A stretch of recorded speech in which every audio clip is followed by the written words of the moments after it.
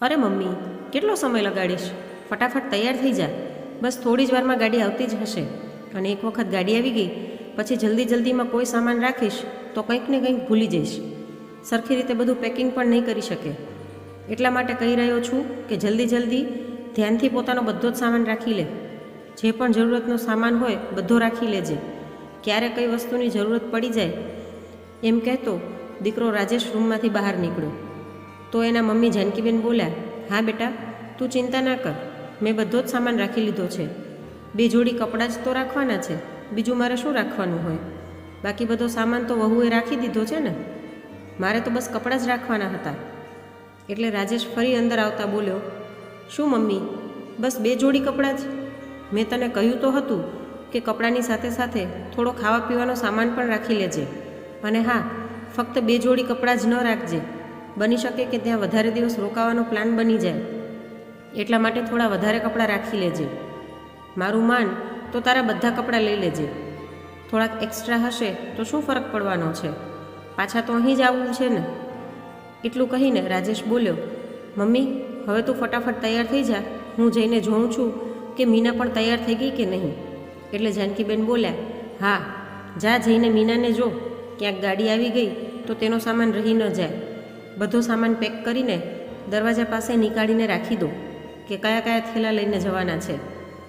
આજે સવારથી જ જાનકીબેનના ઘરમાં ચહેલ પહેલ હતી, અને એ પણ એટલા માટે કેમ કે તેઓ પરિવાર સહિત ફરવા માટે વૈષ્ણવ માતાના મંદિર જવાના હતા. અને તેઓ પોતે પણ ખૂબ જ વધારે ઉત્સાહિત હતા, કેમ કે પોતાના દીકરાના લગ્ન માટે માનતા માની હતી. વાત એમ હતી કે તેમનો દીકરો થોડોક શ્યામ રંગનો હતો, એટલા માટે જલ્દીથી તેના માટે સારી છોકરી મળી રહી નહોતી. અને ક્યાંક કંઈક વાત આગળ પણ વધતી, પરંતુ કોઈના કોઈ કારણસર સંબંધ તૂટી જતો હતો. એટલે જાનકીબેને માનતા માની હતી કે જો દીકરાના લગ્ન થઈ જશે તો આને વહુની સાથે લઈને દર્શન કરવા આવીશ. પરંતુ વિચારેલું બધું જ ક્યાં પૂરું થઈ શકે છે.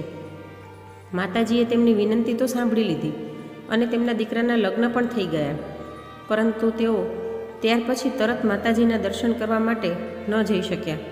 અને કારણ એ હતું કે લગ્ન પછી તેમના ઘરમાં એક નજીકના સંબંધીનું મૃત્યુ થઈ ગયું હતું, જેના કારણે તેઓ પોતાના દીકરા અને વહુની સાથે માતાજીના દર્શન કરવા માટે જઈ ન શક્યા. અને ત્યાર પછી તો બસ દિવસો ઉપર દિવસો વીતતા રહ્યા, દિવસો મહિનામાં અને મહિના વર્ષોમાં. હવે તો તેમના દીકરાના લગ્ન થઈ ઘણા વર્ષો થઈ ગયા હતા અને તેનો 5 વર્ષનો દીકરો પણ હતો.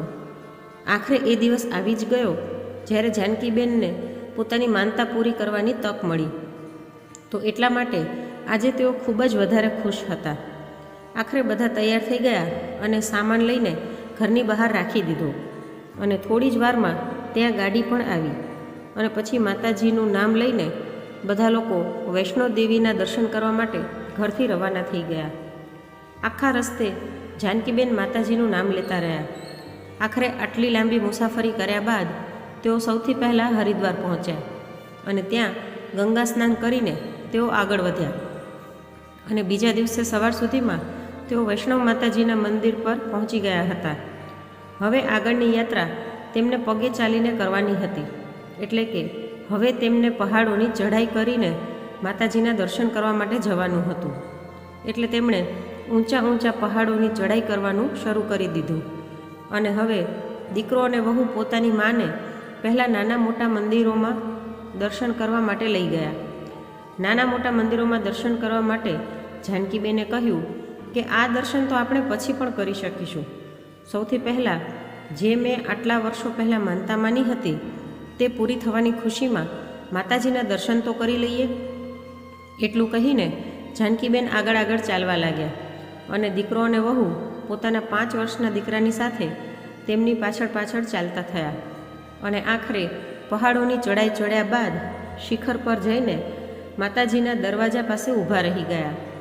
અને ત્યાં પહોંચીને બધા લોકોએ સારી રીતે દર્શન કર્યા અને થોડીવાર માટે ત્યાં જ બેસી ગયા. બધા લોકોએ એકસાથે ખૂબ જ સારો સમય વિતાવ્યો. એકબીજા સાથે હસી મજાક કરતા રહ્યા. બસ પોતાના દીકરા, વહુ અને પૌત્રને આટલા ખુશ જોઈને બિચારા જાનકીબેન તો મનમાં ને મનમાં ફૂલ્યા સમાઈ રહ્યા નહોતા. પોતાના બાળકોને ખુશ જોઈને મા બાપની ખુશી પણ 2 ગણી થઈ જાય છે. તો એ જ હાલત જાનકીબેનની પણ હતી. તેઓ પોતાના બાળકોને ખુશ જોઈને ખૂબ જ ખુશ હતા અને માતાજીને પ્રાર્થના કરવા લાગ્યા કે મારો પરિવાર આવી જ રીતે ખુશી ખુશી સહી સલામત એક સાથે રહે અને ક્યારેય પણ કોઈ મુશ્કેલી ન આવે. થોડીવાર પછી ત્યાં દર્શન કરીને કંઈક ખાધા પીધા પછી તે લોકો ત્યાંથી ચાલતા થયા. નીચે ઉતર્યા બાદ તે લોકોને બીજી પણ જગ્યાએ દર્શન કરવા માટે જવાનું હતું. ઉપરથી નીચે આવ્યા બાદ જાનકીબેન થોડાક થાકી ગયા હતા, એટલે તેમણે બધાને કહ્યું કે થોડીવાર માટે ત્યાં જ બેસી જઈએ. એટલે રાજેશે કહ્યું, બસ મમ્મી, થોડીક જ વારમાં આપણે લોકો હોટલ પહોંચી જઈશું. ત્યાં જઈને તું આરામ કરી લેજે, પછી બાકીની જગ્યાએ ફરવા માટે આપણે લોકો સાંજે જઈશું. એટલે જાનકીબેન પોતાના બાળકો સાથે હોટલ તરફ જતા રહ્યા. ત્યાં જઈને તેમણે અને બધાએ થોડો સમય આરામ કર્યો અને 3-4 વાગ્યા આસપાસ તે લોકો ફરીવાર બહાર નીકળીને ફરવા માટે જતા રહ્યા. ત્યારે જ મીનાના પગમાં હલકી એવી મોચ આવી ગઈ. એટલા માટે તે લોકો ફરવા જતાં જતાં રોકાઈ ગયા. બધાએ મળીને નક્કી કર્યું કે હવે આપણે કાલે સવારે જ ફરવા માટે નીકળીશું. ત્યાં સુધી બધા અહીં હોટલમાં આરામ કરી લઈએ. બધા રાત્રે સાથે બેસીને જમ્યા અને એકબીજા સાથે ખૂબ જ સારો સમય વિતાવ્યો. ત્યારબાદ બધા આરામ કરવા માટે જવા લાગ્યા. તો જાનકીબેનનો પૌત્ર પોતાની દાદી સાથે સૂવા માટે જીદ કરવા લાગ્યો, પરંતુ રાજેશે પોતાના દીકરાને જાનકીબેન પાસે જતાં રોકી લીધો અને બોલ્યો, બેટા, દાદી થાકી ગયા છે, એમને આરામ કરવા દે. તું એમની પાસે રહીશ તો એમને આરામ નહીં કરવા દે. રાત્રે ઊંઘમાં લાતો મારીશ. એટલે જાનકીબેન બોલ્યા, અરે બેટા, શું કામ એને ના પાડે છે? એની ઈચ્છા છે તો ભલે તે મારી સાથે સૂઈ જતો. ઉલટાનું હું રૂમમાં એકલી હોઈશ તો મારું પણ મન લાગેલું રહેશે.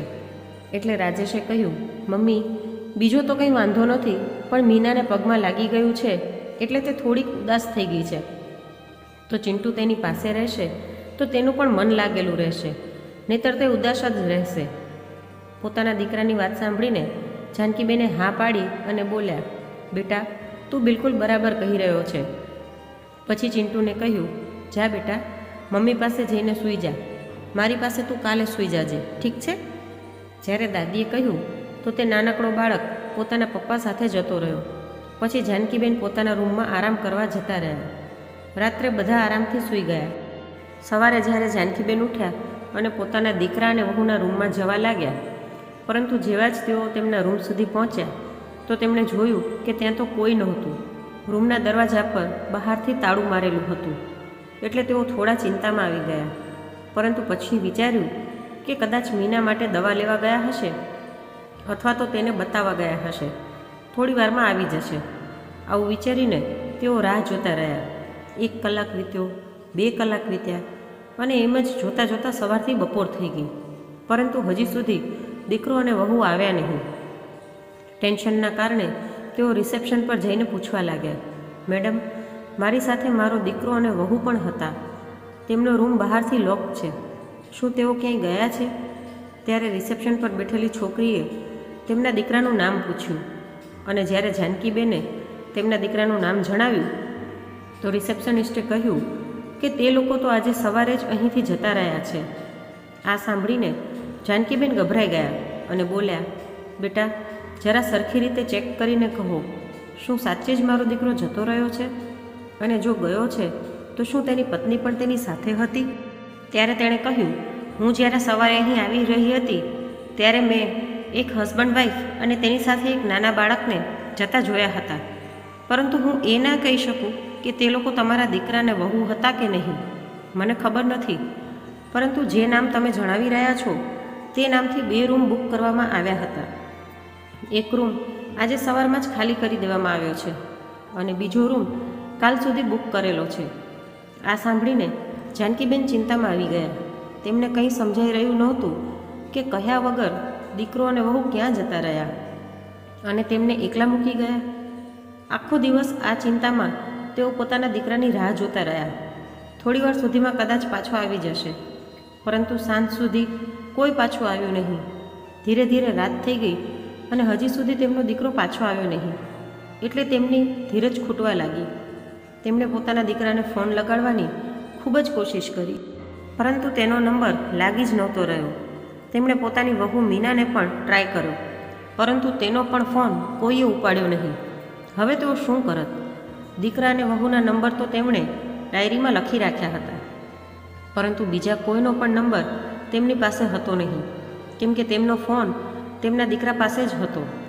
ગઈકાલે જ્યારે તે લોકો ફરી રહ્યા હતા, પહાડની ચડાઈ કરી રહ્યા હતા, ત્યારે તેમણે પોતાનો ફોન પોતાના દીકરાને રાખવા માટે આપી દીધો હતો. અને એટલા માટે હવે તેમની પાસે ના કોઈ ફોન હતો કે ના પોતાના દીકરાની કંઈ ખોજ ખબર. ક્યાં જાય ક્યાં નહીં કંઈ તેમને સમજાતું નહોતું. ઉપરથી આજનો આખો દિવસ તો વીતી જ ગયો હતો, અને બીજા દિવસે હોટલવાળા તેમનો રૂમ ખાલી કરાવી નાખવાના હતા. ત્યાર પછી તેઓ ક્યાં જશે, શું કરશે? થોડીવાર સુધી જ્યારે તેમને કંઈ પણ સમજાણું નહીં, તો તેઓ શાંત મનથી ઈશ્વરનું ધ્યાન કરવામાં લાગી ગયા. ખબર નહીં ક્યારે તેમને નીંદર આવી ગઈ, અને આખો દિવસ રડતા રડતા થાકીને તેઓ સૂઈ ગયા. જ્યારે સવારે ઉઠ્યા તો સવારનો સૂરજ ઉગી ગયો હતો. હવે ફક્ત આજનો દિવસ તેઓ આ હોટલમાં રોકાઈ શકવાના હતા. સાંજ સુધીમાં હોટલવાળા તેમને પણ રૂમ ખાલી કરવા માટે અથવા તો વધારે પૈસા જમા કરાવવા માટે કહી જ દેત, પરંતુ તેઓ ક્યાંથી કંઈ કરત? તેમની પાસે ના તો વધારે રૂપિયા હતા અને ના કોઈ બીજી સુવિધા. તેઓ તો પોતે એટલી મોટી મુસીબતમાં ફસાઈ ગયા હતા. તેમણે જઈને તે છોકરી સાથે ફરીવાર વાત કરી, જે રિસેપ્શન પર હતી. તેને પોતાની મુશ્કેલી જણાવી એટલે તે છોકરી સંકોચાઈને બોલી, આંટી, ખરાબ ન માનતા, પણ અહીં ઘણીવાર આવું જ થાય છે. ક્યારેક કોઈ પોતાના મા બાપને લઈને મંદિર પર મૂકી જાય છે, તો ક્યારેક કોઈ દગા સાથે ભીડમાં ભટકવાના બહાના કરીને પોતાના મા બાપનો હાથ અને સાથ ત્યાં જ મૂકી જાય છે. તમારા દીકરાએ પણ એવું જ કંઈક કર્યું હશે તમારાથી છુટકારો મેળવવા માટે. મને તો આજકાલના છોકરાઓનું કંઈ સમજાતું જ નથી. જ્યારે તેમના પોતાના બાળકો તેમની સાથે એવું કરશે ત્યારે તેમને ખબર પડશે. જ્યારે રિસેપ્શન પર બેઠેલી તે છોકરીએ આવું કહ્યું તો જાનકીબેન બોલ્યા, ના ના બેટા, તું ખોટું સમજી રહી છો. મારો દીકરો ને વહુ એવા નથી. તે લોકો તો મને ખૂબ જ પ્રેમ કરે છે, મારું ખૂબ જ ધ્યાન રાખે છે. તે તો મને ક્યારેય પણ કોઈ કામ પણ નથી કરવા દેતા. પરંતુ અચાનકથી તેઓ ક્યાં જતા રહ્યા? મને તો એમની ચિંતા થઈ રહી છે. ક્યાંક તેમની સાથે કંઈક અનહોની ના થઈ ગઈ હોય. બસ આ વિચારીને જ હૃદય બેસી રહ્યું છે. ત્યારે તે છોકરી તેમની તરફ જોતા બોલી, થઈ શકે આંટી, ઈશ્વર કરે કે બધું ઠીક થઈ જાય અને તમારો દીકરો અને વહુ આજે સાંજ સુધીમાં તમને લેવા માટે પાછા આવી જાય. નહીતર. એટલું બોલીને તે છોકરી ચૂપ થઈ ગઈ. એટલે જાનકીબેને કહ્યું, નહીતર શું બેટા? હું જાણું છું કે મને આ હોટલથી નીકાળી દેવામાં આવશે, પરંતુ મને પૂરો વિશ્વાસ છે કે મારો દીકરો મને સાંજ સુધીમાં અહીંથી લેવા માટે જરૂર આવશે. જો ન આવ્યો તો પણ મારે તેની પાસે પહોંચવા માટેનો કોઈને કોઈ રસ્તો શોધવો પડશે. નહીતર શું ખબર આ સમયે મારા દીકરાને અને વહુને મારી જરૂરત હોય. મને તો સૌથી વધારે ચિંતા એ વાતની છે કે તે લોકો કોઈ મોટી મુસીબતમાં તો નહીં હોય ને. રિસેપ્શન પર બેઠેલી છોકરી બધું સાંભળતી રહી અને કંઈ બોલી નહીં. જ્યારે જાનકીબેન પોતાના રૂમમાં જતા રહ્યા ત્યારે તે છોકરી પોતાની બહેનપણીને કહેવા લાગી, આ હોય છે એક માનું હૃદય. દીકરો અને વહુ અહીં મૂકીને જતા રહ્યા, અને મને પૂરો વિશ્વાસ છે કે તેઓ બિલકુલ ઠીક હશે. તેમને કંઈ નહીં થયું હોય. ઉલટાનું પોતાની માને છોડીને જલસા કરી રહ્યા હશે. પરંતુ જો આ બિચારા માજીને અહીં પોતાના દીકરાની ચિંતામાં અડધા થઈ રહ્યા છે કે ક્યાંક તે કોઈ મુશ્કેલીમાં ના હોય. હકીકતમાં માનું હૃદય આવું જ હોય છે. પોતાના બાળકોને કેટલો પ્રેમ કરે છે યાર. હે ભગવાન, સાંજ સુધીમાં કોઈને કોઈ રસ્તો નીકાળી દેજો, નહીંતર મારી સામે જ આ આંટીને હોટલમાંથી કાઢી મૂકવામાં આવશે તો ખરેખર મને ખૂબ જ ખરાબ લાગશે યાર. પરંતુ હું કરી પણ શું શકું? હું પોતે પણ મારા મામા મામી પર નિર્ભર છું.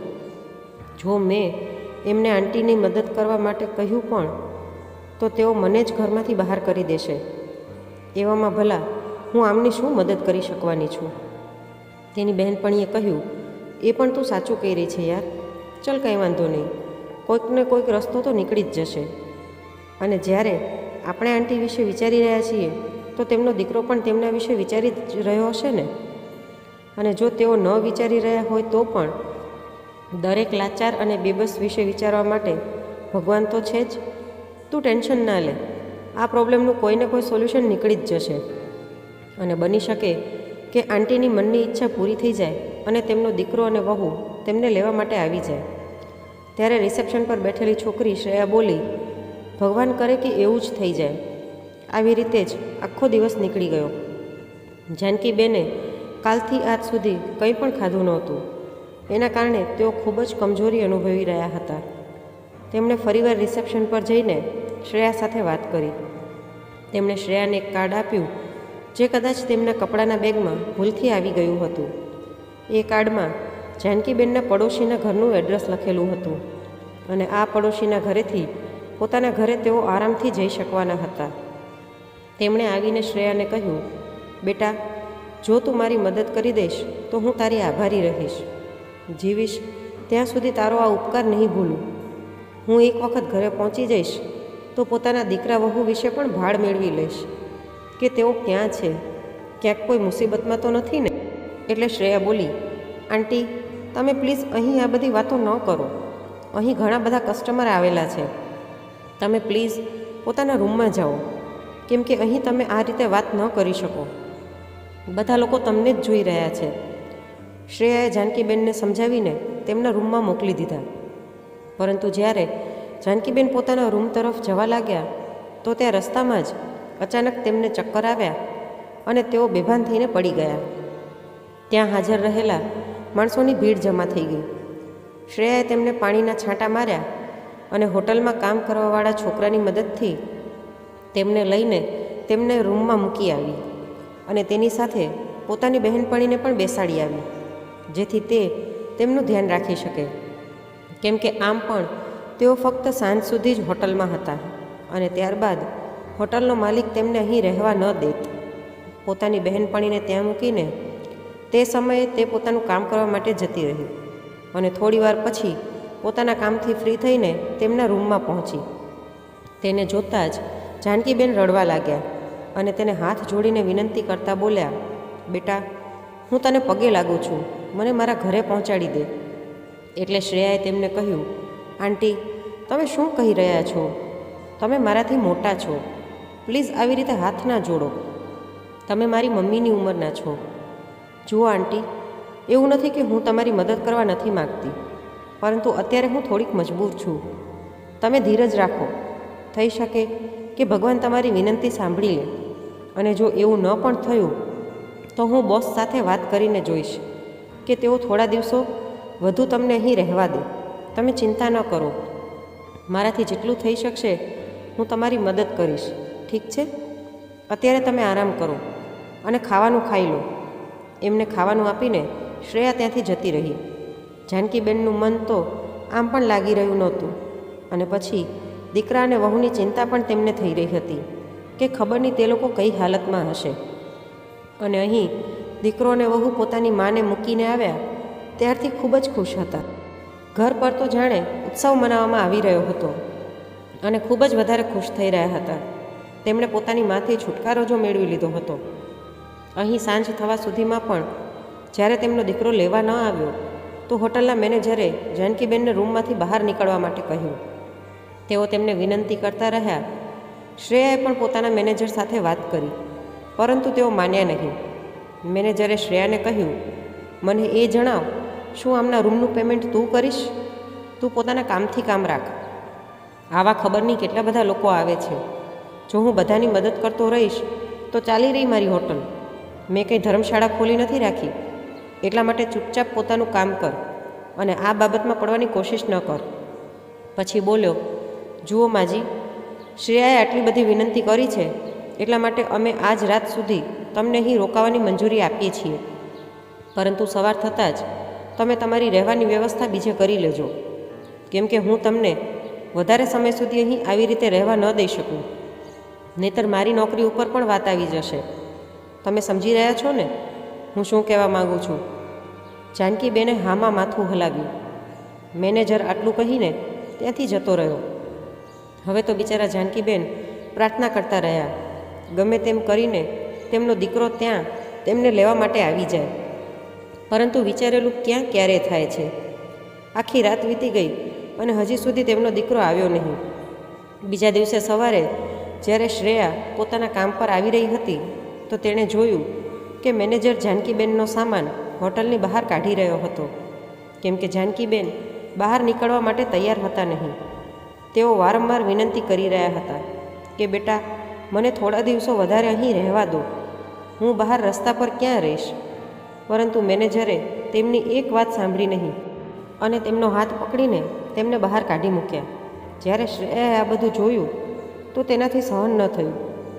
વૃદ્ધ મહિલા સાથે આ રીતનો વ્યવહાર થતો જોઈને તે મેનેજર ઉપર ખીજાઈ ગઈ અને બોલી, આ કઈ રીત છે સર?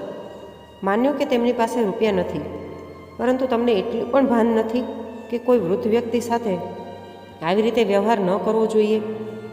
આ આંટી તમારી મમ્મીની ઉંમરના છે અને તમે એમની સાથે આવું વર્તન કરી રહ્યા છો. એટલે મેનેજર બોલ્યો, તું ભાનમાં તો છે ને? તને ખબર પણ છે કે તું કોની સાથે વાત કરી રહી છે? 2 મિનિટમાં હું તને નોકરીમાંથી કાઢી શકું છું. પછી આ માજીને લઈને રસ્તા પર ભટકતી રહેજે, સમજી તું? આ બધું સાંભળીને શ્રેયા બોલી, મારે ભટકવું હશે તો ભટકી લઈશ, પરંતુ તમારા કરતાં તો હું સારી જ છું સર. કમસે કમ મારી પાસે ભલે રૂપિયા નથી, પણ સંસ્કાર જરૂર છે કે નાના મોટા સાથે કઈ રીતનું વર્તન કરવું જોઈએ. તમે તો રૂપિયાના ઘમંડમાં આવીને બધા જ સંસ્કાર ભૂલી ગયા છો. હોટલના આટલા બધા રૂમ આમ પણ ખાલી પડ્યા રહે છે. જો તમે થોડા દિવસો માટે આંટીને તે રૂમમાં રહેવા દેશો તો કઈ મોટી આફત આવી જવાની છે. એવું તો નથી કે તમારી હોટલનો એક પણ રૂમ ખાલી નથી અને સ્પેશિયલી તમે એમના માટે એક રૂમ ખાલી કરાવી રહ્યા છો. શ્રેયાની વાત સાંભળીને મેનેજર ગુસ્સામાં રાડ પાડીને બોલ્યો, શ્રેયા, તું ભાનમાં પણ છે કે તું શું બકી રહી છો અને કોની સાથે વાત કરી રહી છો? 2 મિનિટમાં તને નોકરીમાંથી કાઢી મૂકીશ, પછી ભટકતી રહેજે. આટલી બધી ચિંતા થઈ રહી છે આ ડોશીની, તો તેને પોતાના ઘરે કેમ નથી લઈ જતી? એટલે શ્રેયા બોલી, જો મારું હાલી શકત ને તો હું જરૂર પોતાની સાથે લઈ જાત. અને જ્યાં સુધી વાત રહી નોકરીમાંથી નીકાળી દેવાની, તો તમે શું વિચારો છો કે તમે મને નોકરી પર રાખીને કોઈ ઉપકાર કરી રહ્યા છો, અથવા તો મને પગાર આપીને કોઈ ઉપકાર કરી રહ્યા છો? હું અહીં કંઈ ફ્રીમાં કામ નથી કરતી અને ના ફ્રીના રૂપિયા લઉં છું. કામ કરું છું એટલે તમે પગાર આપો છો. અને જો તમારી પાસે વર્કર્સની કમી નથી તો મારા માટે પણ નોકરીની કોઈ કમી નથી. રાખો તમારી નોકરી તમારી પાસે. આવા માણસ સાથે કામ કરવા કરતાં તો સારું છે કે હું ક્યાંક બીજી જગ્યાએ નોકરી કરી લઉં, જ્યાં કમસે કમ વિચારસરણી આટલી ખરાબ ન હોય. એટલું કહીને શ્રેયા જાનકીબેનને પોતાની સાથે લઈને જતી રહી. એને પણ ખબર નહોતી કે હવે તેને ક્યાં જવું છે, કેમ કે તે પોતે પણ મામા મામી સાથે રહેતી હતી. તેના માતા પિતા તો હતા નહીં. તેના મામા તો છતાં પણ ઠીક હતા, પરંતુ તેની મામી તો તેને હેરાન જ કરતી હતી. હવે શ્રેયા કરે તો શું કરે, કેમ કે જાનકીબેનને તે પોતાની સાથે પણ લઈ જઈ શકતી નહોતી અને તેમને એમ જ એકલા રસ્તા પર ભટકવા માટે પણ છોડી શકતી નહોતી. એટલે વિચાર્યું કે તે એક દિવસ માટે જાનકીબેનને પોતાના ઘરે રાખી લેશે અને ત્યારબાદ કોઈ પણ રીતે તેમને તેમના ઘરે મૂકવા જતી રહેશે. એમ વિચારીને તેણે પોતાના મામાને ફોન કર્યો અને બધી વાત જણાવી. એ જાણ્યા વગર કે તેના મામાએ ફોન સ્પીકર ઉપર રાખ્યો હતો અને તેની મામીએ બધી વાતો સાંભળી લીધી હતી. જેવી જ તેની મામીએ આ બધી વાતો સાંભળી, તે ગુસ્સામાં કહેવા લાગી કે તું પણ તે ડોશીની સાથે જ મરી જા, ઘરે આવવાની કોઈ જરૂરત નથી. એક તો તને મફતમાં બેસાડીને ખવડાવી રહ્યા છીએ, ઉપરથી એક વધારે બોજો ઉપાડી લાવ. અમારી પાસે એટલા હરામના રૂપિયા નથી કે તમારા જેવા ભીખમંગાઓનું ભરણ પોષણ કરતા રહીએ. એટલું કહીને તેની મામીએ ફોન મૂકી દીધો. શ્રેયા ગુસ્સાની સાથે સાથે ખૂબ દુઃખી પણ હતી. તેની આંખોમાંથી આંસુ વહી રહ્યા હતા. જાનકીબેને તેને આટલી દુઃખી જોઈ તો પૂછવા લાગ્યા કે આખરે શું વાત છે. શ્રેયાએ પોતાની મામીની બધી હકીકત જણાવી કે તેની મામી તેને કેટલી હેરાન કરે છે. નાનપણમાં જ તેના માતા પિતાનું મૃત્યુ થઈ ગયું હતું. ત્યારથી તેનું કોઈ બીજું પણ નથી, એટલે મજબૂરીમાં મામા મામીની પાસે રહે છે. પછી પોતાની બહેનપણી પાસે થોડા રૂપિયા ઉધાર લીધા અને જાનકીબેનને તેમના ઘરે મૂકવા માટે નીકળી પડી. જ્યારે તેમને લઈને તેમના ઘરે પહોંચી તો જોયું કે ત્યાં તેમની શોક સભાનું આયોજન કરવામાં આવ્યું હતું અને અત્યાર સુધીમાં ત્યાંથી બધા લોકો જતા રહ્યા હતા. ઘરે ફક્ત દીકરો, વહુ અને પરિવારના અન્ય લોકો હતા. સાથે જ ઘરમાં કામ કરવાવાળો એક નોકર હતો. કુલ મેળવીને ઘરે 3-4 લોકો જ હતા. એટલે દીકરો અને વહુ નિશ્ચિંત થઈને અંદરો અંદર વાતો કરી રહ્યા હતા. તે બંને વાતો કરતાં કરતાં કહેવા લાગ્યા કે આખરે આપણી મુસીબત ટળી ગઈ. હવે તો આટલી દૂરથી મમ્મી ઈચ્છશે તો પણ પાછા નહીં આવી શકે. એટલે તેની પત્ની બોલી, બિલકુલ સાચું કહ્યું તમે. ડોશી કેટલા સમયથી આપણા છાતી પર બેઠી હતી, હવે મરી ગઈ તો શાંતિ મળી. એમ કહીને તે હસવા લાગી. ત્યારે તેનો પતિ બોલ્યો, મરી ગઈ કે દુનિયાની નજરોમાં મારી દેવામાં આવી? તેનું એટલું કહેવા પર બંને પતિ પત્ની હસવા લાગ્યા અને બોલ્યા, હશે, જે પણ થયું આપણો તો ફાયદો જ થયો છે ને. હવે કોઈને શું ખબર કે આપણી માં ત્યાં ગંગાજીમાં ડૂબીને મરી ગઈ કે પછી આપણે ત્યાં એમને એમ જ મૂકીને આવી ગયા. અહીં તો આપણે જેને જે કહીશું તે જ હકીકત માની લેશે ને. અને પછી એક વખત મમ્મીનું ડેથ સર્ટિફિકેટ બની જાય તો બધી જ મુસીબત ટળી જશે. ડેથ સર્ટિફિકેટ બન્યા બાદ આ બધી જમીન અને મિલકત આપણા નામે થઈ જશે અને પછી જલસાથી આપણે આપણી જિંદગી જીવીશું. હવે નિશ્ચિંત થઈને જેવી રીતે ઈચ્છીએ તેવી રીતે જીવી શકીશું. આ બધી વાતો શ્રેયા અને જાનકીબેને સાંભળી લીધી હતી. આ બધું સાંભળીને જાનકીબેન પૂરી રીતે ભાંગી પડ્યા હતા. આખરે કઈ રીતે તેમનો પોતાનો દીકરો મા વિશે આવું વિચારી શકે છે. હવે તે બિચારા ખૂબ જ દુઃખી હતા અને બસ રડતા જતા હતા. અહીં શ્રેયા જે તેમની મદદ કરવા માગતી હતી અને એટલા માટે તેમને અહીં લઈને આવી હતી કે કદાચ તેઓ સાચે પોતાના દીકરાને વહુથી અલગ થઈ ગયા હોય અને તે તેમને પોતાના દીકરાને વહુથી મળાવી શકે છે. પરંતુ થયું બિલકુલ એવું જ જેવું શ્રેયાએ વિચાર્યું હતું. બંને દીકરા અને વહુએ જાણી જોઈને પોતાની માને મરવા માટે ત્યાં મૂકી દીધી હતી. હવે જ્યારે હકીકત સામે આવી ગઈ તો શ્રેયાએ તેમને સમજાવ્યા અને બોલી, ચિંતા ન કરો આંટી, પરંતુ હવે મને સમજાતું નથી કે હું તમને ક્યાં મૂકું. અહીં મારે પોતાને જ રહેવાનું કોઈ ઠેકાણું નથી, તો પછી હું તમને શું કહું. પછી બોલી, વાંધો નહીં, જે પણ થશે જોયું જશે. વધારે સારી જિંદગી ના પણ આપી શકું તો તમને 2 સમયનું જમવાનું તો હું દઈ જ શકીશ ને. તમે ચિંતા ન કરો, ગમે તે રીતે આપણે આપણો ગુજારો કરી લઈશું. મારી મમ્મી નથી, પણ તમે મારી મમ્મી સમાન જ છો. તમે ચાલો, હું મારા મામા મામી સાથે કોઈ પણ રીતે વાત કરી લઈશ અને તમે મારી સાથે જ રહેજો. જ્યારે શ્રેયાએ પોતાના મામા સાથે ફોન પર બીજી વખત વાત કરી તો તેના મામાએ તેને સાફ સાફ ના પાડી દીધી કે શ્રેયા, તારી મામીએ તેને ઘરમાં આવવા માટે પણ મનાઈ કરી દીધી છે. જો તારે એટલી જ ભલાઈ કરવી છે તો પોતે પણ ઘરે આવવાની કોઈ જરૂરત નથી. હવે શ્રેયા શું કરત? પરંતુ છતાં પણ તેણે જાનકીબેનનો સાથ મૂક્યો નહીં અને બોલી, આંટી તમે ચાલો, હજી મારી પાસે થોડાક રૂપિયા છે. થોડાક દિવસો જેમ પણ થઈ શકે તેમ એડજસ્ટ કરીશું અને પછી હું ક્યાંક ને ક્યાંક નોકરી શોધી લઈશ. એટલું કહીને તે જાનકીબેનને લઈને શહેરની એક સસ્તી એવી લોજમાં રોકાઈ ગઈ. આખો દિવસ જાનકીબેન પોતાના દીકરા વિશે વિચારીને રડતા રહ્યા. પરંતુ રાત થતાં થતાં તેમના દિમાગમાં આવ્યું કે જ્યારે તેમનો દીકરો અને વહુ આટલી નીચતા કરી શકે છે તો શું કામે તે પણ તેમને પાઠ ના ભણાવે. પોતાના દીકરા અને વહુને પાઠ ભણાવવો જ પડશે, નહીંતર આવવાવાળા સમયમાં દરેક દીકરો અને દરેક વહુ પોતાના મા બાપની સાથે એવું જ કરશે. જાનકીબેને વિચારી લીધું કે એનાથી પહેલાં કે તેમનું ડેથ સર્ટિફિકેટ બને તેઓ પોતાની જમીન, સંપત્તિ અને મિલકતનું કંઈક તો કરશે. બસ બીજા જ દિવસે જાનકીબેન શ્રેયાને લઈને વકીલને મળવા પહોંચી ગયા. વકીલ સાથે વાત કરી અને પોલીસને લઈને પોતાના ઘરે પહોંચી ગયા. પોતાની માને પોલીસની સાથે પોતાની સામે ઊભેલા જોઈને દીકરો અને વહુ બંનેને તો જાણે શ્વાસ રોકાઈ ગયો. તેમના મોઢામાંથી કોઈ અવાજ જ ન નીકળી શક્યો. પોલીસને બધી જ હકીકત જાનકીબેને પહેલાં જ જણાવી દીધી હતી. એટલા માટે પોલીસ દીકરાને વહુને અરેસ્ટ કરીને લઈ ગયા. દીકરો અને વહુ બંને શું કરત?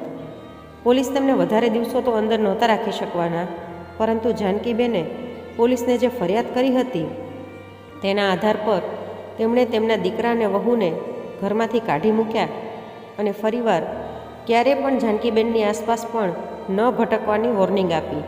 હવે જાનકીબેન શ્રેયાને પોતાની સાથે લઈને રહેવા લાગ્યા.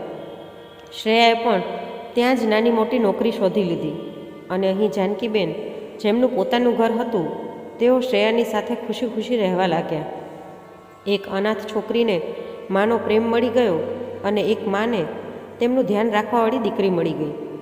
જે કામ તેમના સગા દીકરાને વહુ ના કરી શક્યા તે કામ શ્રેયાએ કર્યું. તેમનું ધ્યાન રાખ્યું અને મુસીબતના સમયમાં તેમનો સાથ આપ્યો. એવામાં તેઓ તે છોકરીનો સાથ ભલા કઈ રીતે છોડી શકવાના હતા? એટલા માટે તેમણે પોતાની સગી દીકરીની જેમ જ તેને અપનાવી લીધી અને બંને ખુશી ખુશી રહેવા લાગ્યા. થોડા સમય બાદ એક અનાથ છોકરો શોધીને, જે વ્યવહારથી ખૂબ જ સારો પણ હતો, તેમણે શ્રેયાના લગ્ન કરાવી નાખ્યા અને બધા લોકો સાથે સાથે પરિવારની જેમ જ રહેવા લાગ્યા. જે પ્રેમ દીકરો અને વહુ ન આપી શક્યા તે પ્રેમ અજાણી દીકરી અને જમાઈ પાસેથી તેમને મળી રહ્યો હતો અને હવે તેમને બીજી કોઈ વસ્તુની કોઈ ચિંતા હતી નહીં. પૂરી રીતે નિશ્ચિંત થઈને પોતાનું જીવન જીવી રહ્યા હતા. તો મિત્રો, આજની વાર્તા કેવી લાગી અને તમે કયા શહેરમાંથી સાંભળી રહ્યા છો તે કોમેન્ટ કરીને જરૂરથી જણાવજો. અને જો વાર્તા ગમી હોય તો લાઈક કરીને વધુમાં વધુ શેર પણ કરજો અને આવી જ અવનવી વાર્તા સાંભળવા માટે ચેનલને સબસ્ક્રાઈબ જરૂરથી કરજો.